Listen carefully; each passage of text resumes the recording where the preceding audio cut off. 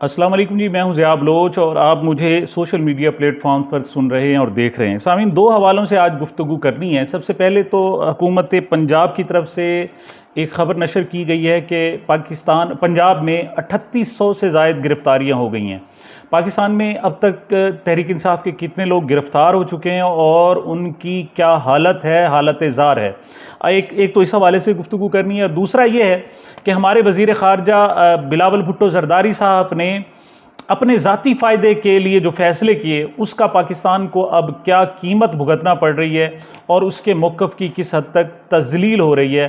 थोड़ा सा इस हवाले से भी बात करनी है कि ये जो हमारी ख़ारजा पॉलिसी थी, इस ख़ारजा पॉलिसी की जो रीसेंट पोजीशन है वो क्या रही है। जी, सबसे पहले हम बात करते हैं पंजाब में होने वाली गिरफ़्तारियों के हवाले से। 9 मई की आड़ में बहुत सारियां गिरफ़्तारियां हो रही हैं और अभी बहुत ज़्यादा मुतवक्के हैं। अब इसको टोटल सूरत हाल को देखा जाए तो पाकिस्तान में मजमूई तौर पर एक पुरअमन एहतजाज हुआ था। इमरान खान की इलीगल गिरफ़्तारी थी, उनको जो गिरफ़्तार किया गया था उनको कानून के तहत गिरफ़्तार नहीं किया गया था, बल्कि रेंजर्स आए जिनका इन गिरफ़्तारी से कोई ताल्लुक़ नहीं था और इस्लामाबाद हाई कोर्ट से उनको गिरफ़्तार किया गया था। और इस तरह से गिरफ़्तार किया गया कि अब आकर अदालत के ना सिर्फ शीशे तोड़े गए, लोगों को ज़ख्मी किया गया, उन पर जनाब उनकी आंखों पर स्प्रे किया गया जिससे वो देखने के काबिल नहीं रहे और ऐसे में इमरान खान साहब को गिरफ़्तार करके ले जाया गया। सबको मालूम था कि इस वक्त तहरीक इंसाफ पाकिस्तान की सबसे ज़्यादा पॉपुलर पार्टी है और उसके बहुत ज़्यादा फॉलोअर्स की तादाद है। सबको मालूम था कि इमरान खान साहब जब एक कॉल देते हैं तो उनकी एक कॉल पर लाखों लोग चले आते हैं। ऐसे में जब उनको इस तरीके से बेहुदा तरीके से गिरफ़्तार किया जा रहा था तो एक्सपेक्टेड था, मुतवक्के था कि उनके खिलाफ रद्द अमल आएगा। लेकिन बहरहाल हुकूमती स्ट्रेटजी थी कि उन लोगों को जिनाह हाउस में, जो उस वक्त कोर कमांडर हाउस कहलाता था, नहीं रोका गया। देखें, जब हुकूमत रोकने में आती है तो लॉन्ग मार्च रोक लिए जाते हैं, तमाम पाकिस्तान भर से काफ़िले रोक लिए जाते हैं और किसी को इजाज़त नहीं दी जाती कि वो सड़कों पर भी आ सके।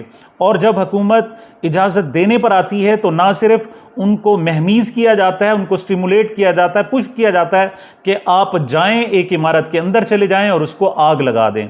ऐसी ही सूरत हाल 9 मई को नज़र आई।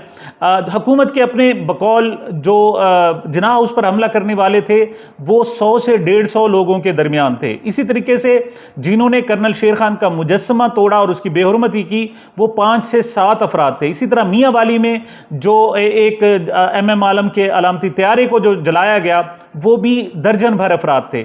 अब इस टोटल को तादाद को लिया जाए तो ये तकरीबन 200 से ज़ायद नहीं बनते जिन्होंने बकौल हुकूमत के शरपसंदी की। दूसरी तरफ इमरान खान साहब का मौक़िफ़ ये है कि पाकिस्तान के जो उनके पाकिस्तान तहरीक इंसाफ के कारकुन थे वो बिल्कुल पुरअमन थे, उन्होंने कोई इंतशार नहीं फैलाया, बल्कि ये हुकूमत के अपने भेजे हुए लोग थे, या तो उनकी जमातों के लोग थे या फिर ये एजेंसियों के लोग थे जिन्होंने आकर इंतशार किया। और उसके बाद रिजल्ट ये है कि पूरी की पूरी तहरीक इंसाफ को कल तक जो लीड कर रही थी और इलेक्शन पर जोर दे रही थी उसको पसपाई पर मजबूर कर दिया गया और इस वक्त पोजीशन ये है कि उसके लोग या तो अंडरग्राउंड चले गए या गिरफ्तार हो चुके हैं। तो अगर बिलफर्ज अगर सिर्फ शरपसंदों को ही गिरफ्तार करना था तो ये तादाद, टोटल तादाद 200 से ज़ायद हरगिज़ नहीं बनती जो हुकूमत के अपने आदाद व शुमार हैं। लेकिन पाकिस्तान में हज़ारों लोगों को गिरफ्तार किया गया है। अब हुकूमत की तरफ से जो इंफॉर्मेशन दी गई है उसके मुताबिक पंजाब में जो गिरफ्तारियां हैं वो 3800 से ज़ायद हो गई हैं और सिर्फ 2000 ऐसे लोग हैं जो सिर्फ लाहौर से गिरफ्तार किए गए हैं। लेकिन तहरीक इंसाफ के ज़राए के मुताबिक ये गिरफ्तारियां बहुत ज़्यादा हैं। वो आज से 4 रोज़ कबल जो तादाद बता रहे थे वो 7500 लोगों की तादाद थी। उनके बकौल 7500 लोग गिरफ्तार हो चुके हैं और 25 लोग इन हंगामों के दरमियान, एहतजाज के दौरान जिनको स्ट्रेट फायर मारे गए वो शहीद हो गए, जाँ बहक हो गए और 700 ज़ख्मी हैं। वो 700 ज़ख्मी भी इस वक्त अस्पतालों में मौजूद नहीं हैं, बल्कि उनको भी गिरफ्तार कर लिया गया और वो जेलों में बंद पड़े हुए हैं। अब दूसरी तरफ जेलों की सूरत हाल देखें तो महकमा जेल खाना जात ने बाकायदा ऐलान कर दिया है कि जेलों में मजीद गुंजाइश नहीं रही है। इस वक्त या तो लोगों को जेलों में बंद किया गया है या फिर हवालातों में ठोसा गया है। जो लाहौर के, इस्लामाबाद के जो तकरीबन थाने, इसके अलावा बड़े बड़े शहरों के जो भी थाने हैं वो हवालातियों से भरे हुए हैं और उनमें ज़्यादातर पीटीआई के वर्कर्स हैं और वो जो बिल्कुल लोअर लेवल के लोग हैं उनको गिरफ्तार किया गया है। इसके अलावा आम शहरियों को भी गिरफ्तार किया जाता है पीटीआई के वर्कर्स के नाम पर और उनसे भारी पैसे लेकर पुलिस उनको रिहा कर रही है और एक कमाई का एक बड़ा सिलसिला शुरू कर दिया गया है। लेकिन जो लोग गिरफ्तार हैं उनकी हालत बहुत ख़राब है, उनमें से बहुत सारे बीमार हैं, हवालातों में पंखे नहीं है, हवालातों में पानी नहीं है। हुकूमत की जिम्मेदारी होती है कि जब उनको गिरफ्तार किया जाता है लोगों को तो उनके लिए खाने पीने का बंदोबस्त करे, लेकिन उनको खाना भी नहीं मिल रहा। इवन जो हवालातों में मौजूद हैं उन लोगों को खाना तो बिल्कुल नहीं मिल रहा। जिनको जेल मुंतकिल किया गया है उनके लिए भी खाना नहीं है, क्योंकि वहाँ के जो जेल मैनुअल है उनके मुताबिक उनके पास इतनी गुंजाइश ही नहीं है कि इस बड़ी तादाद में लोगों को 3 वक्त का खाना मुहैया कर सकें। लिहाजा वहाँ से कंप्लेंट आ रही हैं कि वो लोग मजीद बीमार हो गए हैं, उनको दवाइयाँ नहीं मिल रही हैं और बुरी हालत में हैं, लेकिन उनकी आवाज़ सुनने वाला कोई नहीं है। यहाँ तक कि जो लोग अपनी ज़मानतें करा कर आते हैं, अब एक तरफ तो सूरत हाल ये है कि वो जेलें भरी हुई हैं, हवालात लोगों से भरे हुए हैं, वहाँ गुंजाइश नहीं है, लेकिन जब लोग ज़मानतें करा कर आते हैं तो अभी वो जेलों से बाहर ही होते हैं कि उनको नए मुकदमात में फिर गिरफ्तार कर लिया जाता है।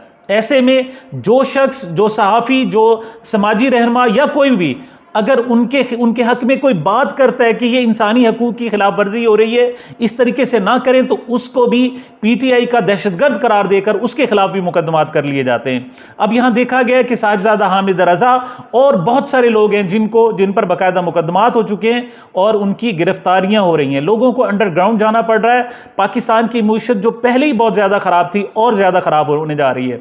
ऐसे में पाकिस्तानी अदालतें जो हुक्म देती हैं उस पर अमल नहीं हो रहा। यहाँ तक कि इस्लामाबाद के हाई कोर्ट के एक जज को रोना पड़ता है, रोना आ जाता है और वो कहते हैं कि जी पाकिस्तान में क्या हो रहा है, हमारे अहकामात पर अमल नहीं हो रहा। और वो आकर जब चीफ जस्टिस ऑफ पाकिस्तान से 5 जजेस 6 जजेस मुलाकात करते हैं इस्लामाबाद हाई कोर्ट के, तो आगे वो भी इस पोजीशन में नहीं है कि कुछ कर सकें। बहरहाल बहुत इस वक्त इंसानी हकूक़ की खिलाफ वर्जी और पामाली के हवाले से पाकिस्तान की हालत इंतहाई ख़राब है और इंसानी हकूक़ की खिलाफ वर्जियों वाले ममालिक की फहरिस्त में देखा जाए तो इंतहाई बिल्कुल बॉटम में पाकिस्तान चला गया है। ऐसे में अगर जो पाकिस्तान के बाहर से आवाज़ें आ रही हैं उनको भी सनब किया जा रहा है। ख़ास तौर पर जो अमरीकी कांग्रेस के अफराद हैं, उन्होंने 66 लोगों ने अपने वज़ीर ख़ारिजा टोनी ब्लिंकन को ख़त लिखा है, तो उन पर भी तनकीद की जा रही है कि वो पाकिस्तान के मामलात में क्यों मुदाखलत कर रहे हैं। मैं समझता हूँ कि ये सारी सूरत हाल सिर्फ पाकिस्तान के लिए अच्छी नहीं है।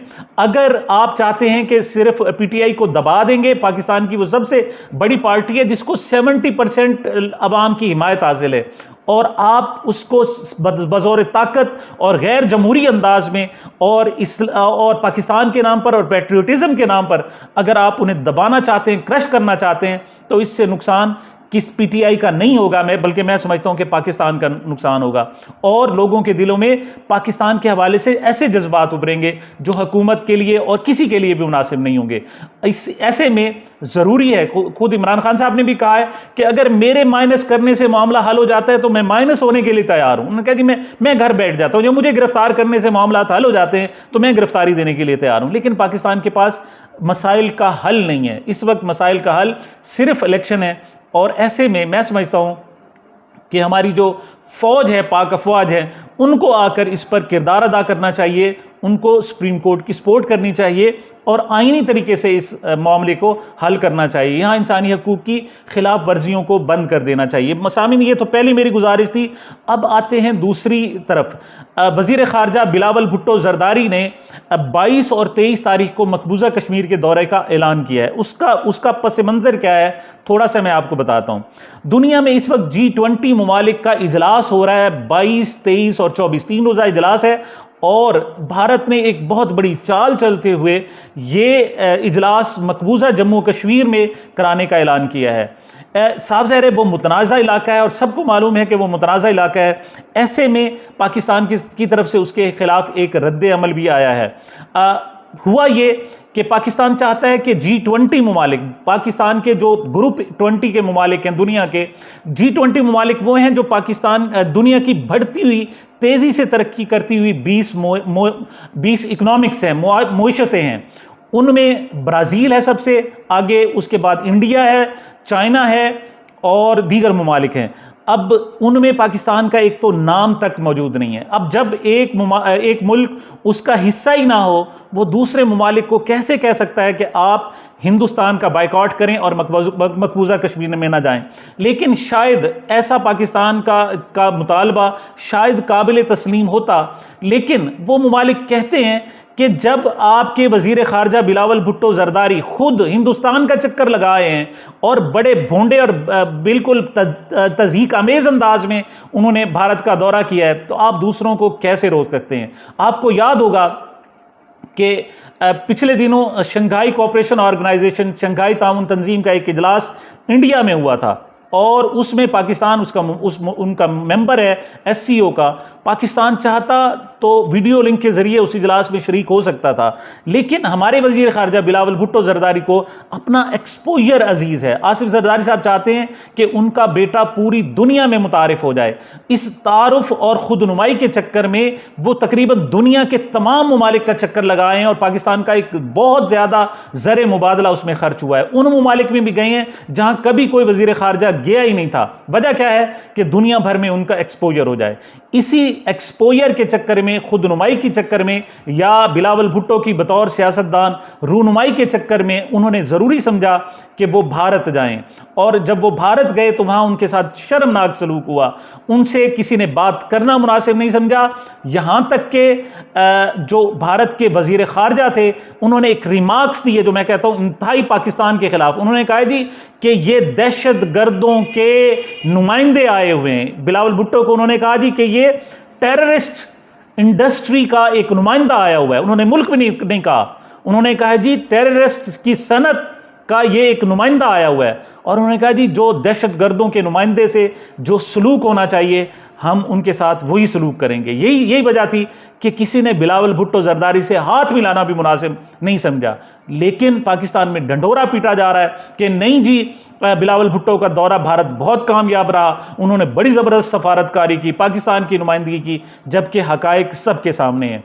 और वो पाकिस्तान का जो पाकिस्तानी वजीर खारजा का दौरा भारत जो था वो अब पाकिस्तान के मौक़िफ़ में बहुत बड़ी रुकावट पैदा हो गया है। पाकिस्तान तसव्वुर कर रहा था, उम्मीद कर रहा था, तवक्को कर रहा था कि G20 ममालिक में से अक्सर ममालिक पाकिस्तान के मौक़िफ़ की हिमायत करेंगे और भारत को कहेंगे कि आप ये मकबूजा कश्मीर में इजलास ना रखो, और अगर भारत नहीं मानता तो वो इसका बाइकआउट कर देंगे। इस हवाले से पाकिस्तान की वजारत खारजा ने इब्तदाई तौर पर जो खबरें दी, उन्होंने कहा जी चीन, सऊदी अरब, तुर्की और इंडोनेशिया तो इन ममालिक का बाइकआउट करेंगे और वहाँ बिल्कुल नहीं जा रहे। इसके अलावा भी जो 10 कम अज़ कम ममालिक हैं, 10 से 12 ममालिक हैं, वो सिर्फ अपने सफ़ीरों को वहाँ भेजेंगे और वहाँ उन्होंने अपने वज़राए खारजा या सरबराहान मुमलिकत को नहीं भेजना। लेकिन पाकिस्तान की उम्मीदें खाक में मिल गई हैं। क्या हुआ है कि सिर्फ चीन ने भारत के इस इजलास का बाइकआउट किया है, वरना किसी ने नहीं किया।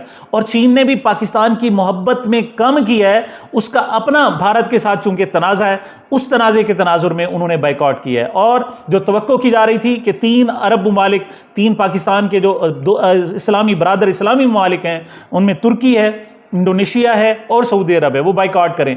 लेकिन सुबह ये इजलास है और अभी तक किसी ने भी उसका बाइकआउट नहीं किया।